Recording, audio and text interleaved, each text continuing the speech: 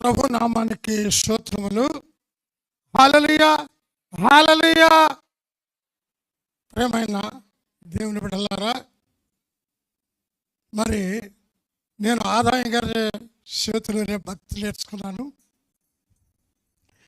ఆయన ఒక పూట తిని ప్రార్థించడం ఏమాత్రం ఇష్టం ఉండేది కాదు.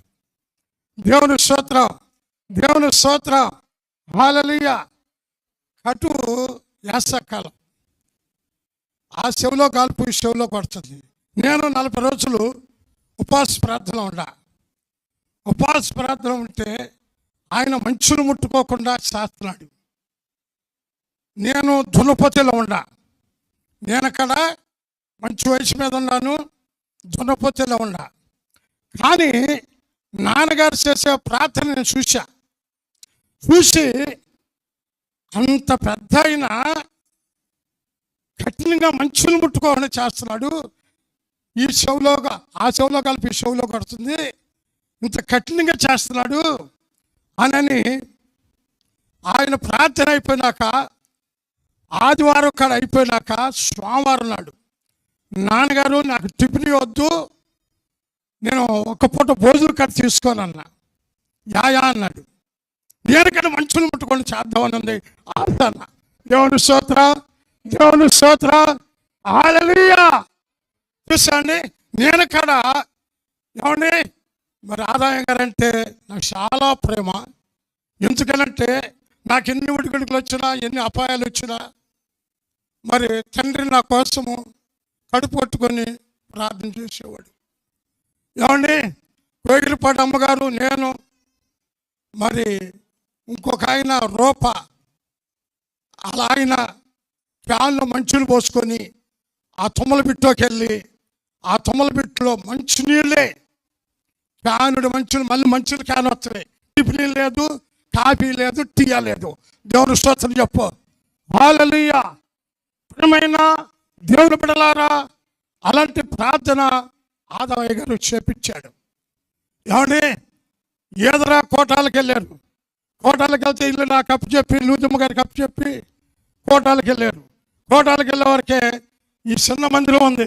ఈ చిన్న మందిరం ఉంటే అందరూ తీర్మానాలు ఉండేవాళ్ళు అందరూ వచ్చి 4 వచ్చాడు నాన్నగారు, వచ్చి కుర్చీ వేసుకున్నాడు. వీళ్ళందరూ వచ్చి సాక్ష్యాలు చెప్తున్నారు, అంటే దర్శనాలు చెప్తున్నారు. వీళ్ళందరినీ చెప్పనిచ్చా. నేను ప్రార్థన చేసుకుంటా, తెల్ల బట్టలు కట్టుకొని, తల దూకొని, నీట్గా ఉండి, ఏమన్నా తమ్మాన్ని కానుకొని ప్రార్థన చేస్తున్నా. ప్రార్థన చేస్తుంటే వీళ్ళందరూ వెళ్ళిపోయినాక కొయ్యపాటి దగ్గర రావయ్య అన్నాడు. నాన్నగారు అన్న, నీకేం దర్శనాలు వచ్చినాయి అన్నాడు. ఈ 3 రోజులు ఏం దర్శనాలు వచ్చినాయి అన్నాడు. నాకేం రాలేదు నాన్నగారు అన్న. అంటే ఏం రాలేదా? ఏంటి అనుకున్నావా? ప్రార్థన అంటే వజ్జు పెంచుకుంటాం అనుకున్నావా? సవ్వురుగా తలదూకొని సవ్వురుగా ఉంటాం అనుకున్నావా? ఏంటి ఆ ప్రార్థన అంటే? 3 రోజుల నుంచి ఏమి రాలేదని చెప్తున్నావు నాకు. దేవుని స్తోత్రం, హల్లెలూయా.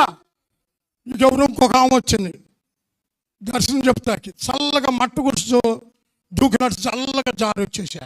దేవుని స్తోత్రం, హల్లెలూయా.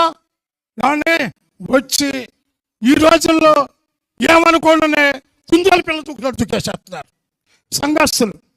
ఏమండి నేనేం చేశానంటే మోకాళ్ళుంచి మోకాళ్ళ చెప్పులు ఊడితే ఉన్నాయి, పోతే పోయినాయి. ప్రభా, ఇంతకాలం నేను బొజ్జ పెంచుకున్నాను, దయతో నన్ను క్షమించు ప్రభా అని మోకాళ్ళు ఎటువంటి గుర్తుంటే ఎస్ఐ గారు తూటి దిగి వచ్చి అట్టుబొబ్బని అన్నాడు.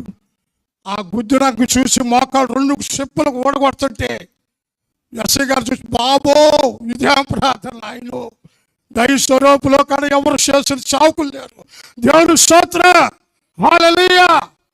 ప్రియమైన దేవుని బిడ్డలారా, ఎందుకు చెప్తున్నంటే ఆదాయ గారు భక్తి నేర్పాడు. ఏం భక్తి అది?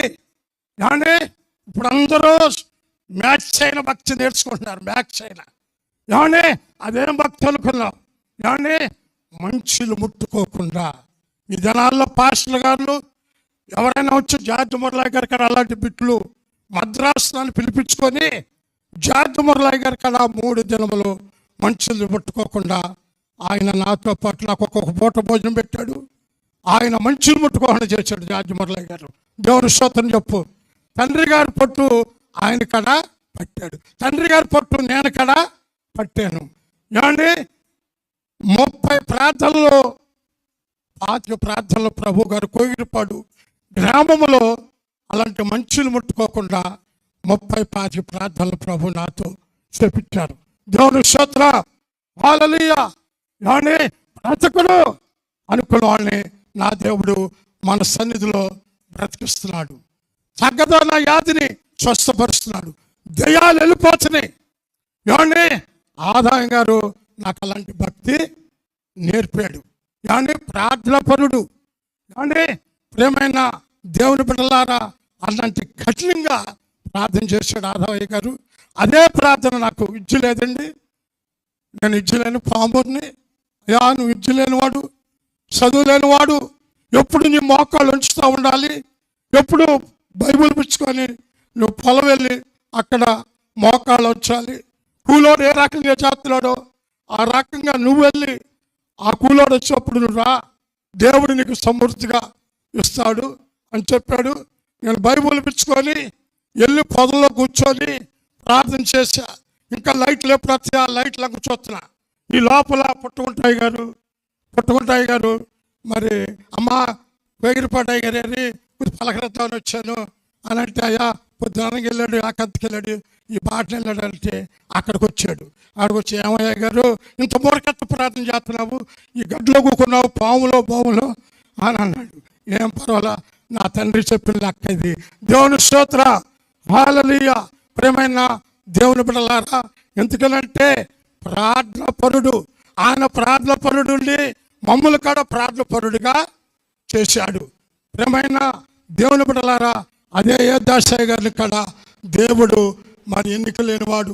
అంటే నాన్నగారు ఉండగా ఏమి వాక్యం నడిచేది కాదు, ఇప్పుడు బలంగా మరి ఆయన్ని మరి జీవమంగళ దేవుడు వారికి తోడుగా ఉండి చేయించుకొని నడిపిస్తున్నాడు.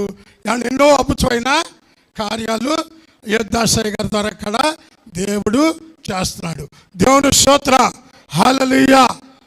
దేవుడు కొద్ది సాక్ష్యము దేవుడు దీవించును గాక. ఆమేన్. ప్రార్థన చేసుకుందాం. మరి గొప్ప మరి ప్రసంగం చెప్పే మరి చంద్రబాబు గారు మన మధ్యలో ఉన్నారు. ప్రార్థన చేసుకుందాం. పరిశుద్ధుడా గనుడా నీకు స్తోత్రములు నాయన. మీ ప్రేమను బట్టి, మీ దయను బట్టి, మీ కనికను బట్టి మరి ఆదాయ గారు ఆత్మ తండ్రి ఎంతగానో మొరపెట్టున్నాడు, ఎంతగానో ఉపవాసాలు ఉండి కన్నీరు కార్చున్నాడు. నీ దాసుడు, నీ దయచేయుడు ప్రభా. మా నాయన నీ బిడ్డలను మరి ఆయన కుమార్తెలను మీరు ఆశీర్వదించలేదుగా నీకు స్తుతులు నాయన. నూతన మందిరం, పెద్ద మందిరం నాయన మీరు ప్రసాదించినందుకు నీ స్తుతులు నాయన. సంఘాన్ని ఇచ్చినందుకు స్తుతులు స్తోత్రములు అయ్యా. యేసుదాసయ్య గారికి 3 కుమారులు ఇచ్చినందుకు నీ స్తుతులు.